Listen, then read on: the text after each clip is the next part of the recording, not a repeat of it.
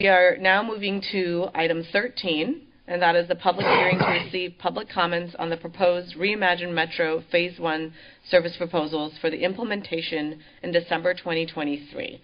John Urgo, welcome. Good morning, directors. John Urgo, Planning and Development Director.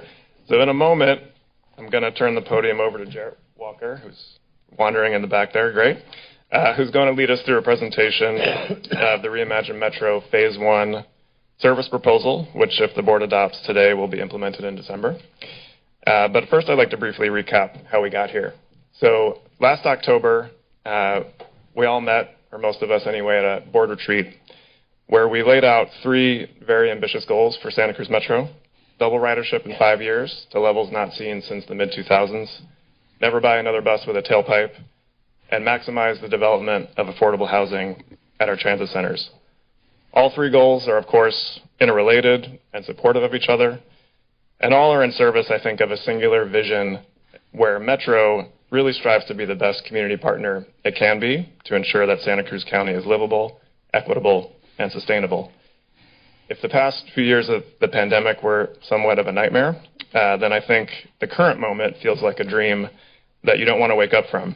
In the past 6 months, we've secured funding to complete the redevelopment of Pacific Station, which with our city partners is scheduled to break ground in February. We're well on our way to securing the funding we need to redevelop the Watsonville Transit Center into affordable housing development and transit center. And we've just heard about the historic purchase order for 57 zero-emission hydrogen fuel cell buses in 6 months. In my mind, the service changes we're asking you to consider adopting today are no less historic because they begin to reverse the reductions in service this community has seen since 2016 and really over the last 2 decades. They also set the stage for the service expansion plan that we will bring back to you for your consideration under Phase 2. This has really been a group effort. We've worked not just with Metro staff internally, but our partners at the cities of Santa Cruz, Watsonville, Scotts Valley, and Capitola, as well as with the county, as well as with our bus operators, smart representatives. And in April, we held a 3-day design charrette where we worked to develop the draft proposals that we brought to you first in June. Taken together, the Phase 1 and Phase 2 proposals aim to create a transit system that is fast, frequent, and reliable, that responds to community concerns, and one in which transforms riding Metro into a matter of convenience and self-interest rather than self-sacrifice. The whole notion that we could even consider increasing service was given life by our bus operators, particularly by the concerted efforts in recent months to recruit, hire, and train new operators. Something I think like a third of our operators currently have been hired in the past year or 2. So give them a break as we welcome them into the family. But it's really been a staggering turnaround over the past couple of years. So in short, Metro is on a roll, literally and figuratively, and with your support, we plan to continue that momentum. So I'd like to invite Jarrett Walker to present the Phase 1 proposals. And I'd like to suggest a point of order, if it's appropriate, that we, at the end of the Phase 1 proposal, we hold a public hearing before we roll into the presentation of Phase 2. So I think we'll pause at that point if that makes sense.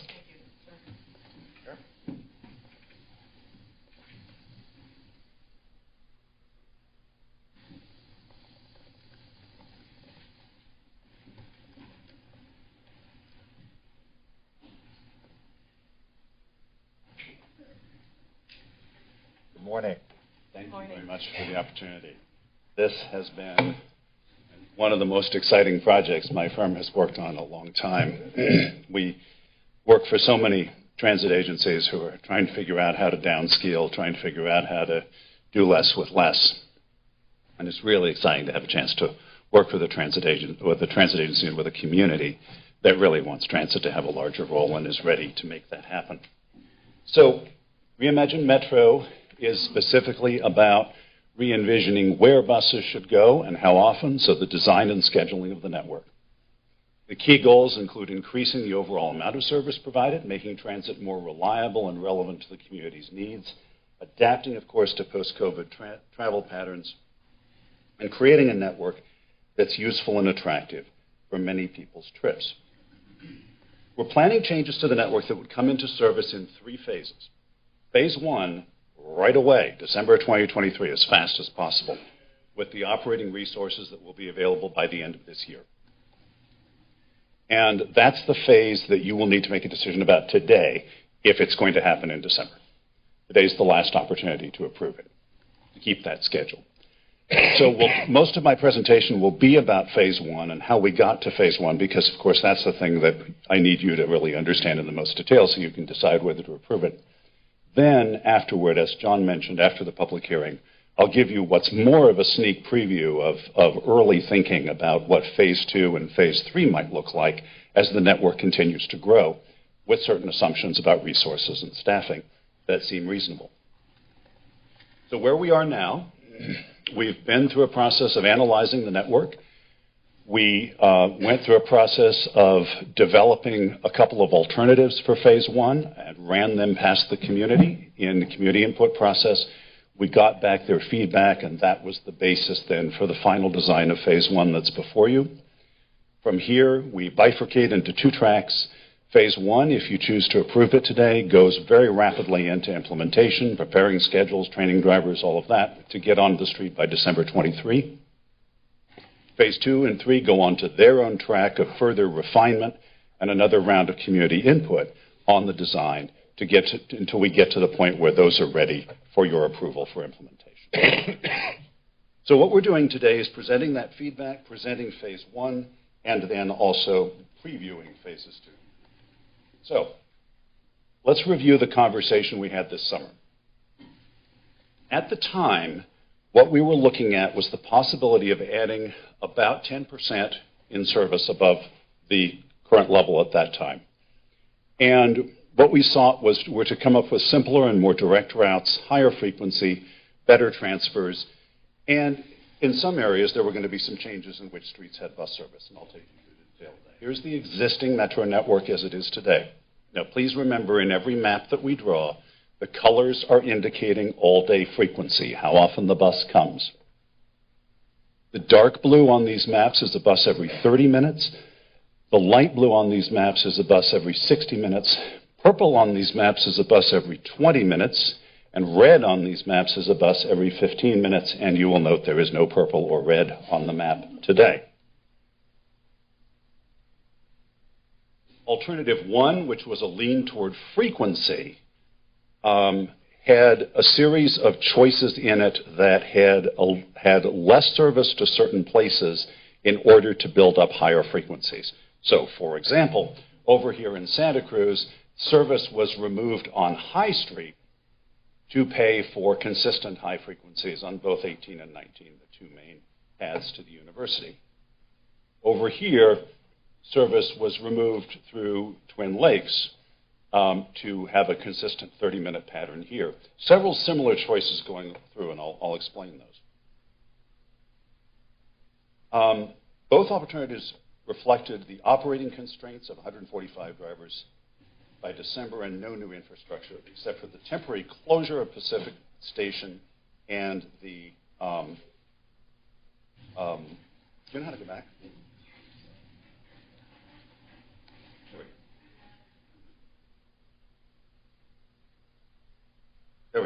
There we go. That's what I wanted. So alternative B, which was a lean toward coverage, looked very similar, but in various specific spots, we had different choices that reflected greater emphasis on getting close to people, but at the expense of frequency. So, for example, here we have service on High Street, but on the other hand, the 19 corridor, which is Bay Street and the boardwalk to the university, was only every 30 instead of every 15. We have a split in here where you see the service in Live Oak coming apart into hourly branches in order to cover more area, and so on. I'm sorry, I'll need help going back here. It doesn't clear how to do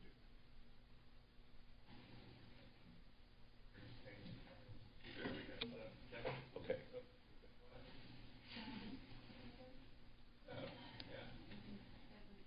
Does this do it? Excellent. Okay, good.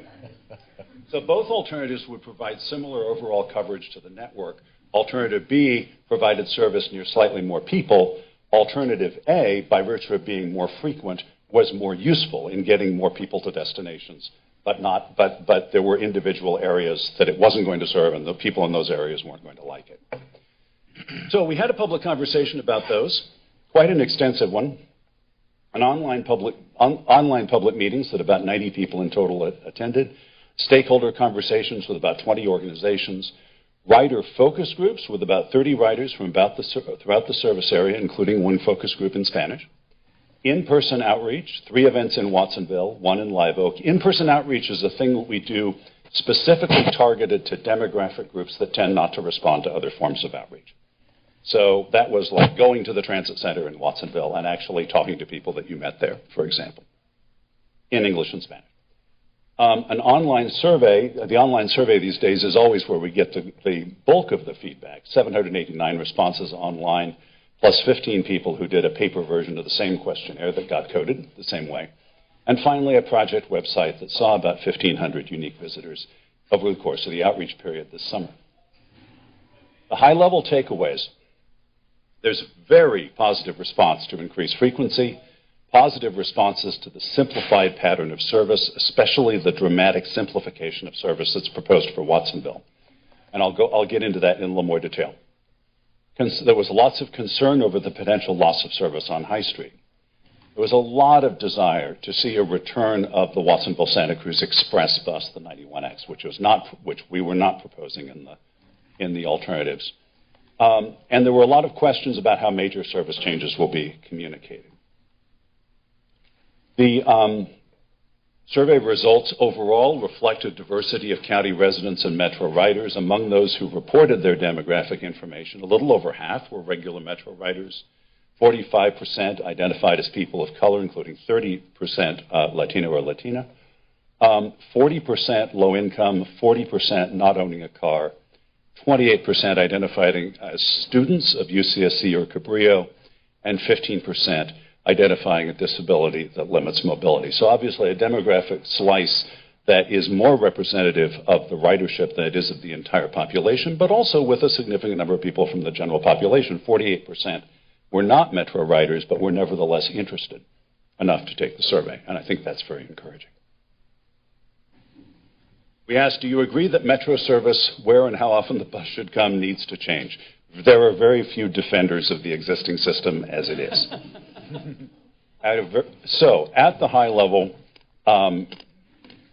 so then we asked, then we presented the changes at a very high level, just describing the general ideas like is listed here. And that we're proposing to make more to a 10% increase in service, that we're proposing higher frequency in areas with higher demand, that we're proposing simpler service with more direct routes, better transfers with shorter waits and no second fare. But that to make this possible, we'd need to change some route numbers and names, and in some areas we might change which streets have bus service. So in response to that kind of high level of description, not explaining exactly who was going to be affected how, there was an overwhelming feeling that generally those principles sounded like a good idea. Obviously, responses will differ once we start looking at maps and see exactly what the effects are. We asked people generally about which improvements were most important to them. And overwhelmingly, 56% said higher frequency wherever possible. 34% then specifically mentioned the Watsonville-Santa Cruz Express service. 33% suggested weekend service levels matching weekday service levels. 29% suggested more frequent service on 17 to San Jose. 29% more service in the evening. 23% direct service between UCSC and the east side of Santa Cruz and Live Oak. 29% something else. So these were prompts. We prompted people with a whole series of different possible general kinds of improvements, and the responses came back this way. And I'm pleased to say that by the time we get to phase 3 of the plan, all of these things will be in there. Unfortunately, they aren't all in phase 1. It's not all affordable immediately. But everything on this list is something that the agency is interested in getting to. So based on that, we took all that feedback back. We had a bunch of intensive meetings, and we stared at the maps a lot and stared at a lot of twists and turns and came up with these recommendations. So Updated parameters. The good news is hiring has gone faster than we anticipated at the time that we drew the alternatives, and as a result, we can put out a little more service than we expected at that time, which means that some of the painful trade-offs that we were asking the public about in this summer, it turns out will not have to be made. We'll be able to do both things. So we're on track now for about a 25% increase compared to spring 2023, whereas the alternatives that we showed the public were based on only a 10% increase. So again, there's your existing Metro service, and there's proposed phase one. Purple means 20, red means 15. Now, what I'm going to do is talk you through this area by area. So let's start with the west, and we'll move from west to east through the area. So here's your existing system. And what you've got here is the 1819 patterns that you're used to that jointly form the kind of figure-8 pattern connecting downtown Santa Cruz up to the university through a combination of Mission Western, the 18 path, and Boardwalk Bay Street, the 19 path. You also have a route called the 15 that sits on top of them only during the school year, providing some further frequency. And you've got the 10 every hour on High Street. In the existing system, everything breaks at the transit center. Nothing flows across it. That's a feature that we can't fix in phase one, but we will try to address it later on. Going east, you have a very complicated structure of the 71 and 69 patterns that are both ultimately going to Watsonville by various routes, and then the hourly 66 and 68 patterns that are serving the southern part of southeast Santa Cruz, Seabright, the southern part of Live Oak, ending at Capitola Mall. It's quite complicated. Here's what we think we can do. So on the west side, it's all good news.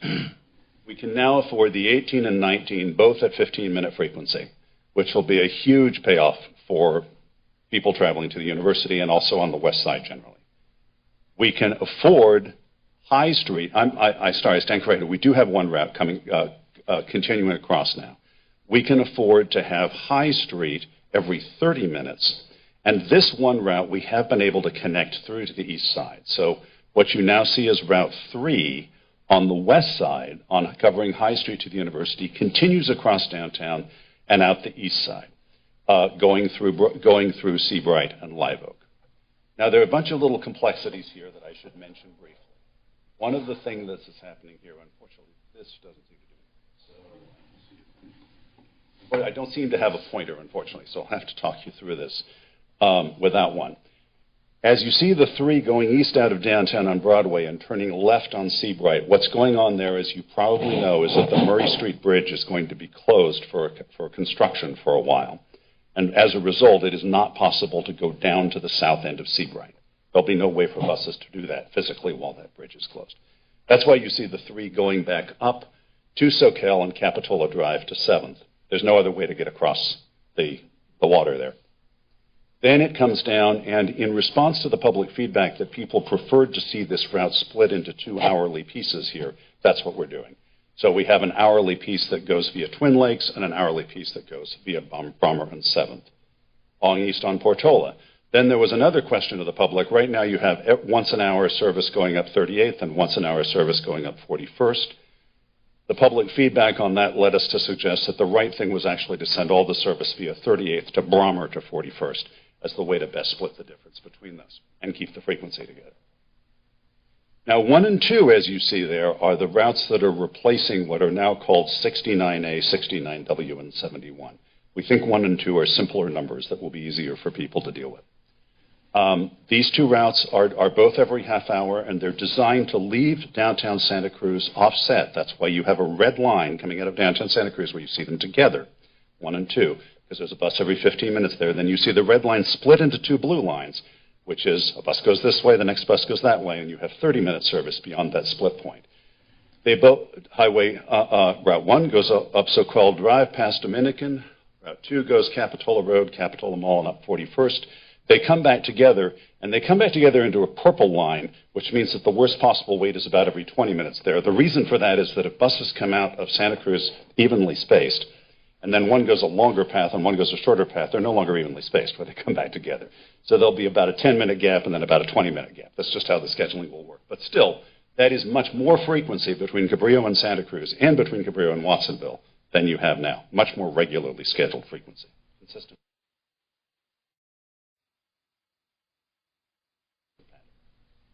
So before, after.